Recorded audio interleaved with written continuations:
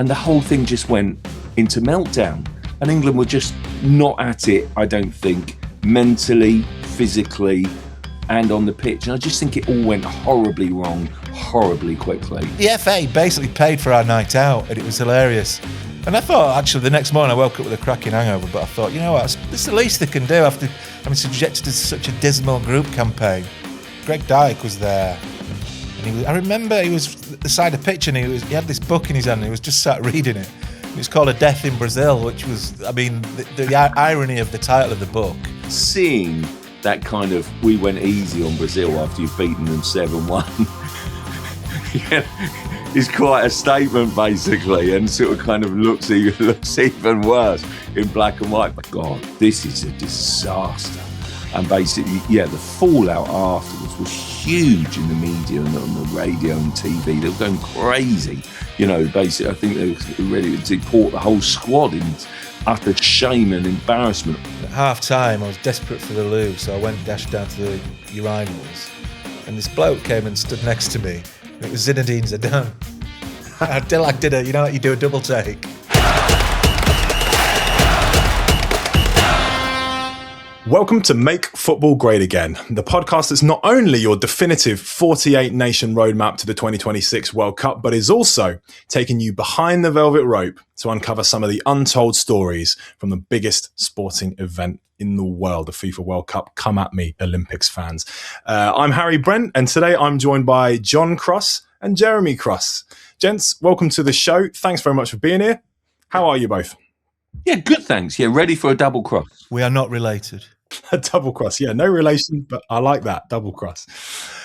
So today we're talking about Brazil 2014, which I think is fair to say had everything you'd associate with, I guess, a classic World Cup: iconic stadiums, big players, a carnival atmosphere, controversial moments, topless sports journalists strutting down Copacabana Beach, everything that any football fanatic would want to be involved with. John, we'll start with you. What did it feel like to be out there? I always feel like England is kind of judged to be the home of football, but Brazil kind of feels like where its soul belongs. Is that fair to say? Yeah, I totally agree with that. And I also completely see where you're going. I mean, we always sing, don't we, football's coming home. It really has. And then basically also, I think Brazil just feels like its spiritual home, if I can say that. Where did it all go wrong for England? I mean, obviously, it was over kind of before it started, essentially. And but was it a case of it was just a complete disaster from top to bottom? Or was it just the case of they were drawn into a tough group and had two big teams to face, and that was it? They, lost to both of them and sent home. What was your take on it? Greg Dyke summed it up, didn't he, at the draw? Do you remember he did the slit throat, sort of gesture? Because England had this disastrous group. Italy, Uruguay, and then Costa Rica, and basically, it was doomed. Really, I don't think we'd emerged from the kind of the remnants of the Capello era. The golden generation had gone. We were moving into a kind of quite know whether we're sort of kind of striving for a young team or an older team. And the brilliant sort of kind of world-class players were sort of kind of not so world-class anymore. And it just didn't work well at all. Roy Hodgson was almost given a pass, wasn't he, basically, for what happened at the previous Euros, because he only inherited the mess when Capello quit in the sort of kind of the February time, and then basically, he was sort of parachuted in. But I do think he deserved to be judged on this one. I don't think the team worked. I thought after the opening game, I think we were sort of lulled into this false sense of security and thought, oh, okay, we've lost that game, but it will be okay. And basically, there was a feeling that we'd actually played all right and okay. And I kind of subscribed to that. I did think that was okay. The emergence of a young Raheem Sterling, if you remember, where was he going to play, on the wing or in the 10? And I just felt as if we never quite really had clarity in our minds about what we were. We weren't intense or intent enough in that second game, and the whole thing just went into meltdown. And England were just not at it, I don't think, mentally, physically, and on the pitch. And I just think it all went horribly wrong, horribly quickly. Everything went, as a bit of a disaster, really. And yeah. John might correct me here, but I think in the opening game in Manaus, which was up in the jungle, Roy came in as regarded as quite a conservative manager in his team selection. He picked quite a youthful side, didn't he, against Italy? And then played Wayne Rooney on the left, which sort of exposed Leighton Baines at fullback. And, it was a bit of a... He went from sort of being a bit of a predictable manager to someone who took a few chances in that opening game and it backfired and they never recovered really. But what underpinned that whole tournament was the Wayne Rooney. I mean, Wayne Rooney was a great player, one of the greatest players of his generation, if not the greatest player of his generation, and always had all the attention, especially at major tournaments. But Hodgson could never get the best out of him. He went into that tournament, Rooney, he'd not scored a World Cup goal. He did get a goal in that tournament, but it didn't mean anything. And he played him out on the left. He played him in a 10, which slowed the play down. I don't want to sound like I'm saying he was to blame, because there were a few other things to blame. Like Steven Gerrard didn't have his greatest tournament. I'm a big fan of Gerrard. I think he's one of the great midfielders of all time, but he wasn't at his best. And Hodgson just couldn't get the best from his greatest players in that summer. Yeah, I think it sounds like there was a sort of mix of aging players who, as you said there, Jez, who Hodgson was unable to get the best out of, but also, potentially on the way down in terms of coming out of their peak years, coupled with, as John, you referenced earlier, a lot of young players who either hadn't kind of necessarily proven themselves yet, or, were not necessarily England standard, no disrespect to someone like Phil Jagielka or even Gareth Cahill. I know had a decent international career, but just players who, compared to past generations, were not necessarily right at that same level. Jez, it's tradition to when England bow out of a major tournament for the England manager and England captain, in this case Hodgson and Gerrard, to conduct a sort of farewell press conference for all the journalists that have travelled out there. You were there that day, and you wrote at the time that you considered it more of an inquest than a press conference. It was almost like you guys were in like a courtroom. Can you just talk us through that press conference? What was the atmosphere like? What do you think was going through Gerrard's mind? What was going through Hodgson's? What was going through your mind for that matter? Well, there was an element of sort of surprise that we were actually doing it so quickly. I'm not saying we all flew to Brazil thinking England were going to win the World Cup. No one thought that, but we thought we'd get out of the group. So, this it's tradition, like you say, for the captain and the manager to face up to the press and the media in general. And John was in the room as well. I felt sorry for Steven Gerrard, because I got on pretty well with him, and he was pretty good with us as captain. And like I said before, he was a great player, Steven Gerrard, but he just knew that was his last World Cup. And it had ended so pitifully, really, which was a shame, because he had such a great career. But it was just a somber atmosphere. And Roy, he could sort of get a bit, not lose his temper, but you could tell when he was getting tetchy with certain questions. But you had to ask the question because, like you say, it was an inquest. We'd gone out of the group stages with a game to spare, which is embarrassing, really, and humiliating from an England point of view.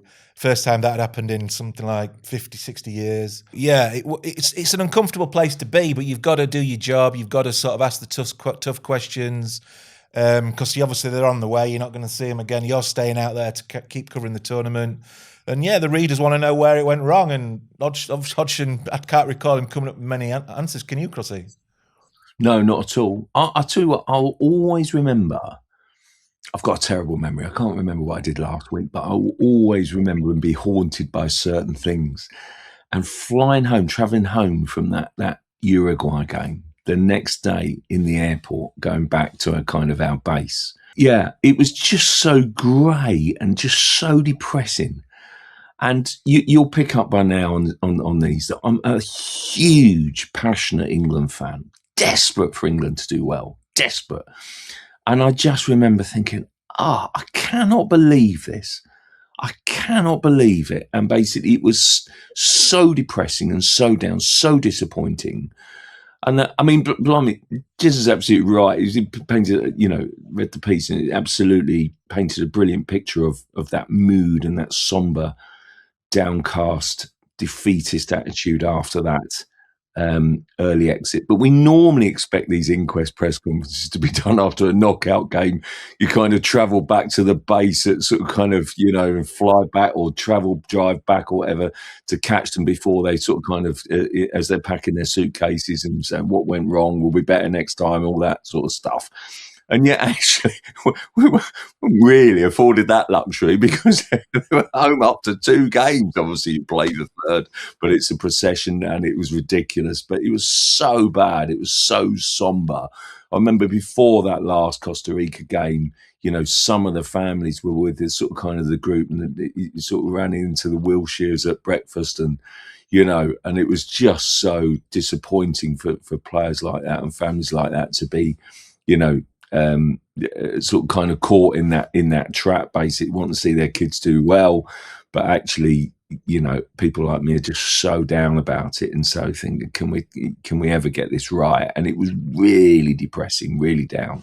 The thing is, Harry, when you as a journalist having the privilege of going to cover a World Cup, you're probably only going to get a handful of World Cups in your career because they only come around every 4 years. So, you want to go there and you want to enjoy it. You want England to do well. And there was always this misconception that the press, especially the tabloid press, were always looking to stick the boot in on England. I think that's absolutely unfair because every person I've worked with covering England down the years has been a massive England fan. We all go there. We want England to do well.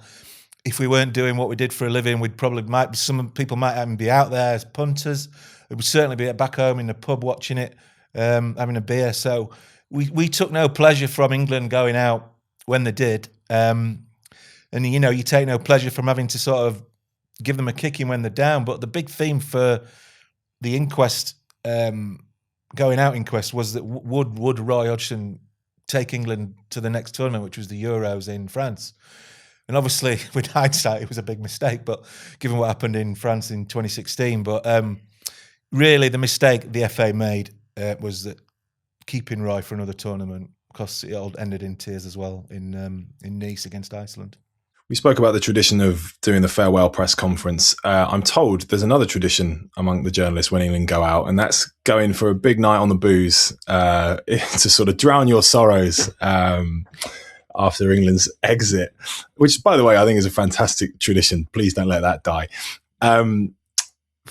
Jez, first of all, tell me what a World Cup night out in Rio is like, because I think we'd all like to know that. And secondly, I'm told that there was a potentially awkward chance encounter with someone from the England setup that night. Can you tell us a bit more? The troops get together. We're generally in the same hotel, so you see a lot of each other. And we said, look, let's have a bit of a blowout tonight, because we knew that other guys would be going to different parts of the country to do something different, and we wouldn't be together as a group for the rest of the tournament as such. So we went to a place called Ipanema, which is quite an exclusive area of a suburb of Rio, where it's an affluent suburb. It's where all the swanky boutiques are.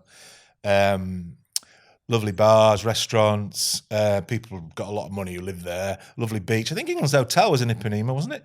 I think so, yeah. FIFA's was right on the beachfront. Do you remember? Yeah. Spectacular. Yeah, it was. Absolutely. Just up from our place, wasn't it? FIFA's. Yeah. So we went on ours wasn't so spectacular, let me hasten to add. I mean, I was a bit upset. I didn't have a balcony overlooking the Copacabana. I went to reception to see if they could swap rooms, that they were all taken. Anyway, if I leant out of my window, craned my neck, I could just see the beach. So we arranged a night out, and I vividly remember me and a colleague from The Sun, a good mate of mine called Charlie Wyatt, we were walking down one of the main thoroughfares in Ipanema. It was early evening, maybe 7 o'clock, 8 o'clock, and we spotted quite a senior executive from the FA about 100 yards in the distance with some company. He had some people with him, and he was walking towards us, and when he saw us, when he got to within sort of 50 yards and realised who it was, sort of these people we were with just disappeared like they vanished into the night. It's almost like he didn't want to be seen with them. So he knew we'd seen him, and he came up to us and said, I guess I'll have to get the FA credit card out and buy you boys some drinks. So, yeah, straight in the nearest bar. We were just lapping it up, literally just. He said, "Oh, I'll get some beers," and I'm saying, "No, I'm not having a beer. I'm having a cocktail." So they had this cocktail. We discovered this cocktail called a caipirinha, which was the local. It's native to Brazil. You can get it in Europe and stuff, but 3 of those, and you were heading into a totally different world. And I was just the FA basically paid for our night out, and it was hilarious. And I thought, actually, the next morning I woke up with a cracking hangover, but I thought, you know what, this is the least they can do after having subjected to such a dismal group campaign. No wonder Roy Hodgson didn't get the sack.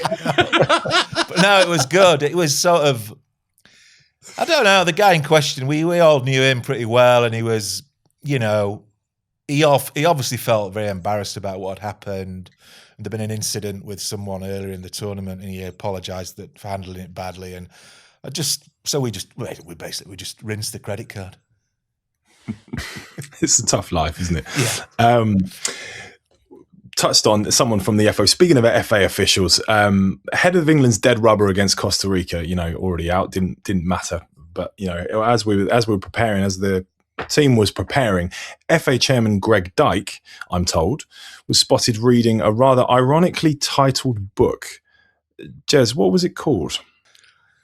So it was the match day -1 training session in Belo Horizonte. So this is the head of the dead rubber against Costa Rica, which was ultimately turned out to be a draw and our only point of the tournament. But a few of us sort of would go to watch training. You could watch like the first 10, 15 minutes and then they'd kick you out of the stadium. But Greg Dyke was there, and I remember he was beside a pitch, and he had this book in his hand, and he was just sat reading it. And it's called A Death in Brazil, which was, I mean, the irony of the title of the book.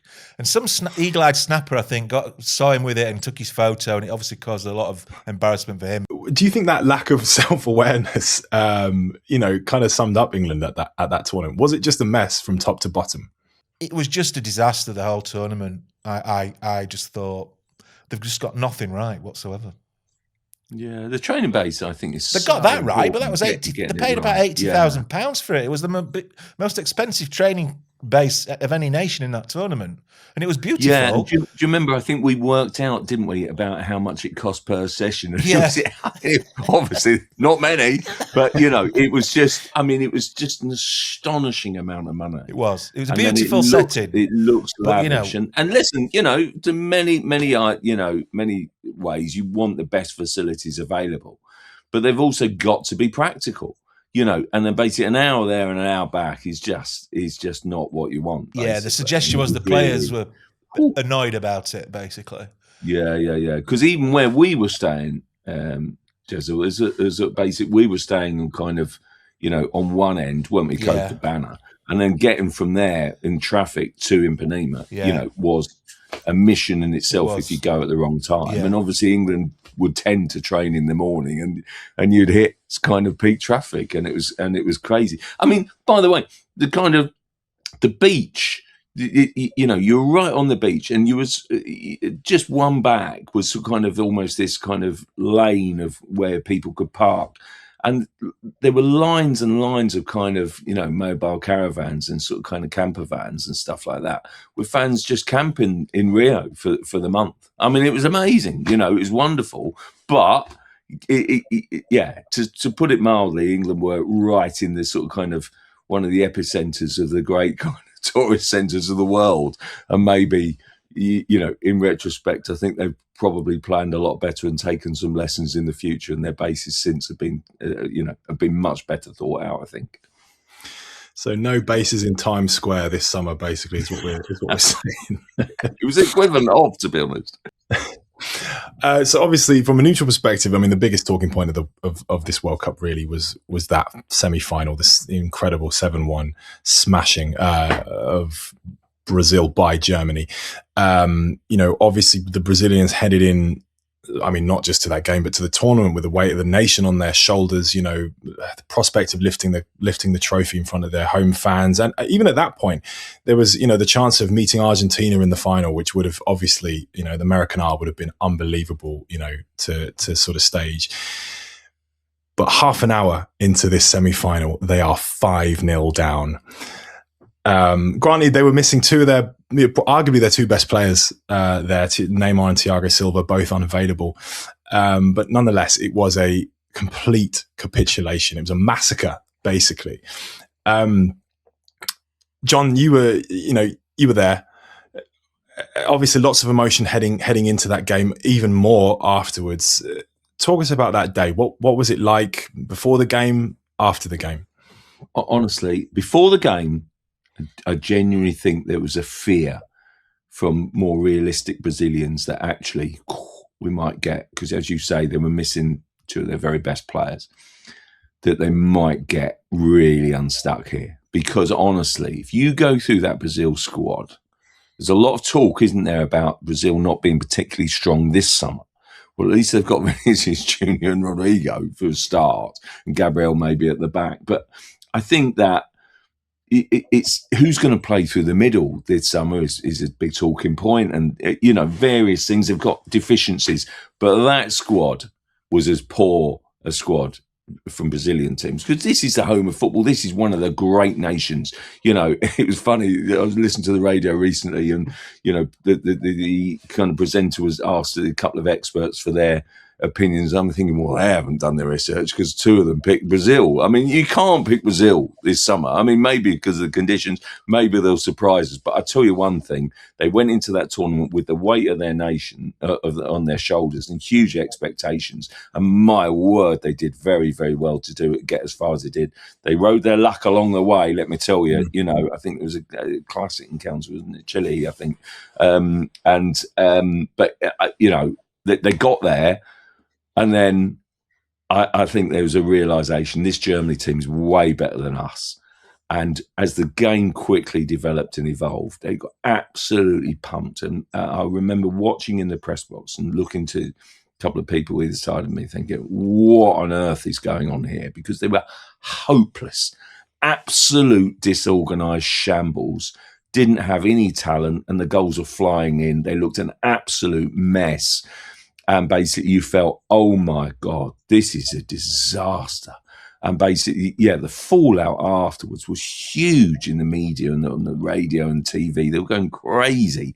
Basically, I think they were ready to deport the whole squad in utter shame and embarrassment. Honestly, it was horrendous.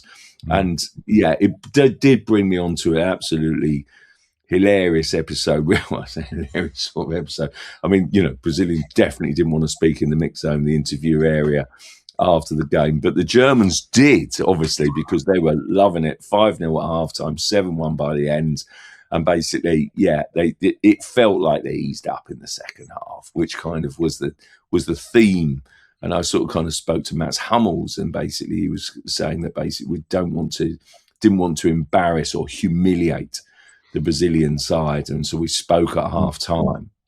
Now he was coming at an angle saying by humiliating didn't want to kind of turn on showboating or go easy on them, but actually everyone in that interview took him to mean basically we feel as if we didn't want to humiliate them, which would have been going even more and maybe getting 10 by the end, which, believe you me, they could have done. And basically, but obviously seeing that kind of, we went easy on Brazil after you've beaten them 7-1 is quite a statement, basically, and sort of kind of looks even worse in black and white. But I even spoke to, before knowing that I was going to talk about this, spoke to a colleague who stood next to me in that mix zone and said, come on, because we laughed about it at the time, sort of thing. What did he mean? And he absolutely backed me up 1,000,000%. Right. And basically said, this, but then famously kind of, there was a sort of a statement the next day to say, I've been taken out of context. It's not what I meant, and all that sort of stuff, and big denial on social media. Well, I have to say everyone, in that interview, didn't particularly see it from that point of view at all, really. I just want to wrap this episode up just by throwing a few quick fire questions your way. Jez, I'll let you answer the first question first, and then we'll go to the second question with John can answer first. We'll do it as sort of Jez, John, Jez, John. That's a tongue twister for anyone watching or listening, but we'll do it that way. We'll have that sort of method. So Jez, start with you. What's the best thing generally about being at Brazil 2014? Just like Crossy touched on it earlier about the whole environment. We had a hotel on the beach, Copacabana Beach, arguably the most famous beach in the world. Just being in Rio, I'd never been to Rio before. I'd been to Brazil for the draw, but that wasn't in Rio. And, it's an iconic city. And then me and two colleagues pre-booked a trip up to see the Christ the Redeemer statue. I went with a guy called Dave Woods, who was working for my paper back then, and a guy called Sean Custis, who's now head of sport at The Sun. And it was quite awkward to arrange, but boy, it was worth it when you got up there. I mean, it always stands out in my memory. I'm really so glad I made the effort to do it. It was quite expensive actually, but it was worth it. Because when you get up there, the views are intoxicating. You can see, you're looking down on the whole of Rio. You've got the Atlantic Ocean, the mountains. Then you're obviously underneath the statue. So that was my favorite memory. Yeah, I didn't really enjoy it as a World Cup, but without a shadow of a doubt, maybe a few cheeky caipirinhas on the beach, and basically, sort of kind of, enjoying that really. And do remember kind of, doing the odd kind of video and sort of kind of podcast on the beach, where we're discussing Roy Hodgson's future and that sort of thing, this sort of sound. It was really weird. We had a sort of a lovely restaurant that we often used to go to right near the hotel, a place called Shirley's. And then we sort of kind of had, one of right near us, we had sort of kind of a favela, and basically right near the back of the hotel. And it was just the contrast, I think, really struck me between the kind of flush hotels on the beach and then basically this favela in the background, so close by. And basically, it was a fascinating country. Well, it is a fascinating country, really is. The steaks were good. Oh. Partial to a nice steak. 26 in 24 days, wasn't it? 28 in 34 days I had, yeah. 4 days. And do you remember when we had that game of football on the beach? Yes. We arranged we arranged two teams amongst ourselves. Maybe a couple of Brazilian lads joined in. But one team had to go in skins. So I thought thankfully I was not in skins, but I remember like there was a bit of a crowd gathered round, and like you had these sort of overweight, sort of pasty English journalists with their tops off, blowing out the backsides after 5 minutes running across the sand. It was quite comical, really. And obviously Brazilians, they're playing volleyball and doing keepy-uppies and putting us to shame, really. Their six packs. Yeah, I introduced this episode with saying topless sports journalists on the beach. I didn't know it was actually coming, so that's good to know. And the worst thing about Brazil 2014, John?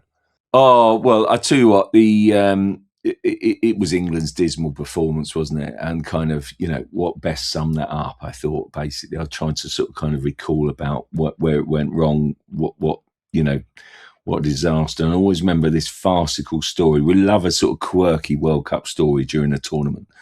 And I do remember, the news that Roy Hodgson got the England players, because England were haunted by missed penalty shootouts, to practice penalties into empty nets, to basically kind of perfect their kind of placing and working on the sort of kind of the goal. The four went the goalkeeper to try and kind of overcome this issue. Well, I think even I might be able to put a ball into an empty net, basically. And it was the wacky story, basically, of the tournament. And we wondered, we didn't even get as far as penalties, to be honest. But my word, I think it sort of kind of reveals, the coaching methods weren't quite on point there for that tournament, I think. And Jez, worst thing? Yeah, just like Crossy said, really, just England, just the general badness of how it all unfolded. That was my first World Cup. I didn't go to, and I was so excited about going, and I just thought, what an anticlimax that's been. Well, the worst moment from a personal point of view was I was in the sea. I had some downtime, and I'd gone out to have a swim in the waves and stuff, and I'd left my bag on my towel, and it had my BlackBerry. We had Blackberries back then. I had my BlackBerry wallet and something like room key in my bag. I was in the sea for about 20 minutes. I walked back to my towel, and my bag had gone. Someone had stolen it. for about 15 minutes, I was just stood there debating what to do, whether to ring the police or go back to the hotel and get them to ring the police. And I was panicking a bit, actually, because the BlackBerry was a main source of communication with everyone at home, etc. And suddenly a fellow journalist mate of mine who'd seen me in the sea, he'd played a prank on me and he just appeared with this bag. And I've never been so relieved to see him in my whole life. It wasn't me, was it? No, it was Neil Ashton. Oh. He taught me a lesson. Don't go in the sea and leave your bag on the towel. Because if you remember, Crossy, we were warned constantly, weren't we, about being on the front on Copacabana about pickpockets, especially at night. The crime rate was quite high. Yeah. What about the most famous person that you bumped into? I was going to say, was there anyone? Did you spot Pele somewhere? Was Ronaldo Nazario knocking about? Did anyone that can report back that you were starstruck by or anything like that? Yeah, well, go on. No, you. I went to. So my last game before I came home was the quarterfinal in the Maracanã between France and Germany, which Germany won 1-0. And at half time, I was desperate for the loo, so I dashed down to the urinals, and this bloke came and stood next to me, and it was Zinedine Zidane. I did you do a double take. I think Zidane is in my top 3 footballers of all time. I thought it was that good. So it was like not my hero, but I was a bit starstruck because he was just stood there. And I kid you not, by the time he'd finished, he'd not even got his zipper up, and people were queuing up to get his autograph, thinking, let the bloke wash his hands first. Yeah, that was a standout memory for me. Well, I would make it my mission, really, and I sort of kind of did go down to Impanina quite a few times, and there was actually quite a lot of star-studded people on the beach playing football, and basically because that was where the FIFA hotel was, and then basically where sort of the great and the good, and I'll always remember actually Arsene Wenger being on the great hero of mine, obviously, basically playing football on the beach, and basically he was. Should we say he's never put on an ounce of weight, as he's still in amazing shape. But basically, he's sort of kind of have this kick about on the beach, basically, and it was great to see him. I'm pretty sure sort of kind of Karen Bell was there as well, and it was this sort of kind of these star-studded sort of kind of genuine. It wasn't done for a kind of commercial, any other reason, but they had, one time they had a bit of a kick about, and it just grew from there. And then you kind of get the stars of kind of world football basically sort of occasionally joining in. It was great to see. Brilliant. Sticking with you, John, who or what summed up England's failure at that World Cup? Oh, I just thought it was just everything about it that basically went wrong, and it was, there wasn't a particularly sort of standout player. I thought that Raheem Sterling was going to be fantastic. There was a bit of discussion over where he should play, sort of, and everything just came to, it just didn't work, and it didn't gel. Got to remember when Greg Dyke did the cutthroat gesture, that was on every back page the next day. The players read the papers. They see that and they think, well, what sort of confidence is that instilling in us? He didn't think we've got a prayer of getting out of this group. And he was right in the end, but it's just a farcical way to behave for someone in such a responsible position. It just snowballed from there, didn't it, really? Yeah. I quite like Roy. He was always pleasant to me when he was England manager and beyond, but he got so many things wrong, and I've just thought he looked someone a bit lost in that England role for me. He should have been. I think he should have left after Brazil and let someone else take charge for the Euros, because he compounded Brazil with France 2016 at the Euros, and it was just another disaster. And I like Jezza. I love Roy, and I think he's a thoroughly good bloke. My word, we talk about farewell pressers, and basically Roy Hodgson's farewell presser after Euro 2016 was a place that he didn't want to be, and he really, really unhappy with people like me for asking questions about why they were so bad. And literally the first time I saw him was a year later, and I met him in Beijing. I was on the pre-season tours at a conference for a coffee, and basically honestly, he's the nicest guy in the world, because honestly, from then, no grudges held. he'd seen all the criticism, but he'd moved on, and he was absolute class act. But honestly, I do genuinely think a manager can quickly get undermined if they don't know their future, and and indeed the players don't know the direction of the squad. But the direction of the squad at the end of World Cup 2014 should have been in a different way. Lovely stuff. Well, thank you very much, gentlemen, to both of you. That's a wrap for our trip back to Brazil 2014. Tune in next time for more untold stories from the FIFA World Cup, as well for our the launch of our gigantic preview for the 2026 World Cup. We'll be interviewing a representative from every single nation heading to the tournament this summer. Now, World Cup coverage, of course, does not end there. Head over to Mirror Football social media channels for news and analysis, as well as, you can also get that by heading to mirror.co.uk/football. And don't forget to give us a subscribe. We're Make Football Great Again. We're on YouTube, we're on Apple, we're on Spotify. And leave us a comment wherever you can to join the conversation with myself, John Cross, Jeremy Cross, and Andy Dunn somewhere out there in the ethos. Until next time, let's make football great again.